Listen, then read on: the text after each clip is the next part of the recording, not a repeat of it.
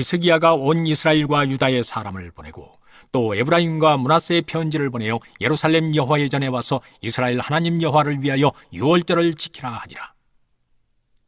왕이 방백들과 예루살렘 온 회중과 더불어 의논하고 둘째 달에 유월절을 지키려 하였으니 이는 성결하게 한 제사장들이 부족하고 백성도 예루살렘에 모이지 못하였으므로 그 정한 때에 지킬 수 없었습니다. 왕과 온 회중이 이 일을 좋게 여기고 드디어 왕이 명령을 내려 브엘세바에서부터 단까지 온 이스라엘에 공포하여 일제히 예루살렘으로 와서 이스라엘 하나님 여호와의 유월절을 지키라 하니 이는 기록한 규례대로 오랫동안 지키지 못하였음이더라. 보발꾼들이 왕과 방백들의 편지를 받아가지고 왕의 명령을 따라 온 이스라엘과 유다에 두루 다니며 전하니 일렀으되 이스라엘 자손들아 너희는 아브라함과 이삭과 이스라엘의 하나님 여호와께로 돌아오라. 그리하면 그가 너희 남은 자 곧 아수르 왕의 손에서 벗어난 자에게로 돌아오시리라. 너희 조상들과 너희 형제같이 하지 말라. 그들은 그의 조상들의 하나님 여호와께 범죄하였으므로 여호와께서 멸망하도록 버려두신 것을 너희가 똑똑히 보는 바니라. 그런즉 너희 조상들같이 목을 곧게 하지 말고 여호와께 돌아와 영원히 거룩하게 하신 전에 들어가서 너희 하나님 여호와를 섬겨 그의 진노가 너희에게서 떠나게 하라. 너희가 만일 여호와께 돌아오면 너희 형제들과 너희 자녀가 사로잡은 자들에게서 자비를 입어 다시 이 땅으로 돌아오리라. 너희 하나님 여호와는 은혜로우시고 자비하신지라 너희가 그에게로 돌아오면 그의 얼굴을 너희에게서 돌이키지 아니하시리라 하였더라. 보발꾼이 에브라임과 므낫세 지방 각 성읍으로 두루 다녀서 스불론까지 이르렀으나 사람들이 그들을 조롱하며 비웃었더라. 그러나 아셀과 므낫세와 스불론 중에서 몇 사람이 스스로 겸손한 마음으로 예루살렘에 이르렀고 하나님의 손이 또한 유다 사람들을 감동시키사 그들에게 왕과 방백들이 여호와의 말씀대로 전한 명령을 한 마음으로 준행하게 하셨더라. 히스기야의 종교 개혁 중 가장 중요한 부분은 유월절을 지키는 것이었습니다. 그래서 히스기야는 북이스라엘 사람들을 유월절 행사에 초대합니다. 당시 북이스라엘은 아수르에 의해서 멸망을 당한 후인데요. 아수르나 다른 나라로 포로로 끌려가지 않고 이 북이스라엘에 남아있는 백성들을 히스기야는 초대하였습니다. 하지만 북이스라엘 사람들은 여로보암에 이어서 세워진 그 이후로 한 번도 하나님을 제대로 섬긴 적이 없습니다.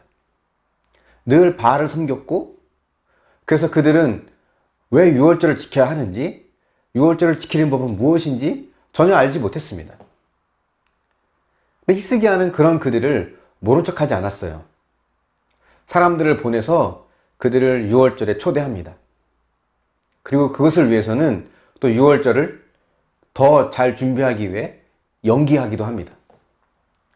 그러니까 유월절이라고 하는 종교 행사보다 더 중요한 것은 그동안 남과 북으로 분단되어 있어서 하나됨을 이루지 못했던 이 이스라엘이 이 유월절을 계기로 하나가 된다는 것, 그것이 더 의미가 있는 거죠.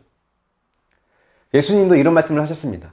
너희가 예배를 드리다가 혹 형제들에게 원망 들을 만한 일이 생각나거든 어떻게 하라고요? 예배를 멈추고 형제에게 가서 그와 화해하고 다시 오라는 것입니다.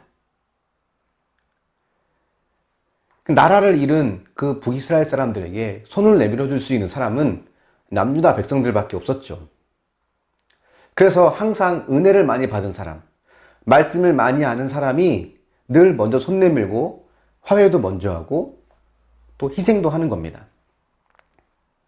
여러분 혹시 나는 늘 손해보는 것 같고 나는 늘 양보하고 그래서 억울합니까? 속상합니까? 만약 그렇다면 내가 은혜를 많이 받은 사람이구나. 내가 그래도 조금 믿음이 더 있는 사람이구나. 말씀을 내가 좀 더 아는 사람이구나 라고 생각하고 그것을 감사히 여길 수 있어야 합니다. 여러분이 먼저 손 내밀어야 될 사람은 누가 있습니까? 우리가 그렇게 누군가에게 손을 내밀고 함께 하자고 할 때에는 사실 그것이 쉬운 일은 아닙니다. 그렇게 하기까지 많은 결단과 노력과 또 결심이 있죠. 근데 우리의 이런 마음을 상대방이 알아줄까요? 모를까요? 몰라줄 때가 더 많은 것 같습니다. 남유다의 이런 초대에 북이스라엘 사람들의 반응이 어땠습니까? 조롱하고 비웃었습니다. 몇몇 사람만이 예루살렘에 와서 함께 유월절을 지켰어요. 이걸 보면 우리가 기쁜 소식을 전한다고 해서 그것을 모두가 받아들이는 것은 아니라는 것을 알 수 있습니다. 하지만 하나님은 그런 자들을 통해서 일을 하시고 또 그런 자들에게 은혜를 베풀어 주십니다. 그렇기 때문에 내가 행하는 섬김과 희생에 열매가 보이지 않는다고 해서 낙심할 필요는 없습니다. 사람들의 반응이 부정적인 것, 어떻게 보면 그것이 당연한 거예요. 하나님을 제대로 섬겨본 적이 없는 북이스라엘이 이 남유다의 초대를 제대로 이해하는 것은 불가능하겠죠.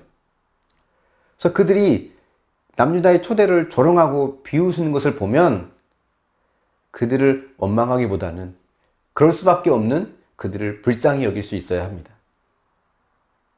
그래서 우리가 행하는 그 어떤 수고도 헛되지 않는다는 것을 알고 우리는 이런 나의 희생과 수고로 하나됨을 이루어가는 것, 그것이 우리의 사명임을 깨닫고 그렇게 살아갈 때 하나님은 그런 자들을 통해서 하나님의 계획을 이루어 가십니다.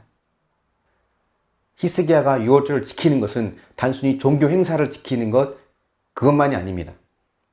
그동안 하나 되지 못했던 남과 북을 종교적으로, 정치적으로 포용하며 서로 형제로서 하나됨을 이루어가고자 하는 그런 마음으로 나아가는 것임을 우리가 알고 우리가 그러한 믿음의 삶을 살아갈 수 있기를 예수님의 이름으로 축원합니다. 묵상해 보십시오. 내가 먼저 손 내밀어야 될 사람은 누가 있습니까? 나의 희생과 수고에 열매가 보이지 않아서 낙심한 적은 없습니까? 열매를 보이지 못하는 그들을 불쌍히 여기고 있습니까? 이 묵상을 통해서 하나님 앞에 다시 한번 우리가 믿음으로 세워져 가고 아름답게 쓰임받는 저와 여러분이 되기를 축원합니다. 기도하겠습니다. 사랑의 하나님, 우리의 모습을 보면 여전히 죄인임을 고백할 수밖에 없는데 하나님, 이런 우리를 사랑하시고 또 우리와 함께 하신 그 은혜가 먼저 우리 안에 있음을 고백합니다. 이 사랑과 은혜를 경험한 사람으로서 연약한 자들에게 손을 내밀고 또 그들을 품을 수 있는 믿음의 사람이 되게 하여 주시옵소서.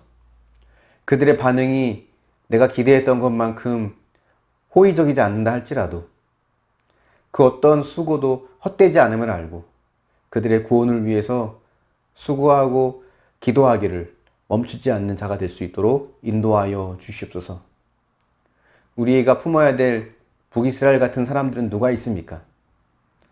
그들을 불쌍히 여길 수 있는 마음을 주시고 그들이 언젠가는 하나님의 때에 하나님의 사람으로 변화되고 회복될 것을 기대하며 수고를 멈추지 않는 믿음의 사람이 되게 하여 주시옵소서.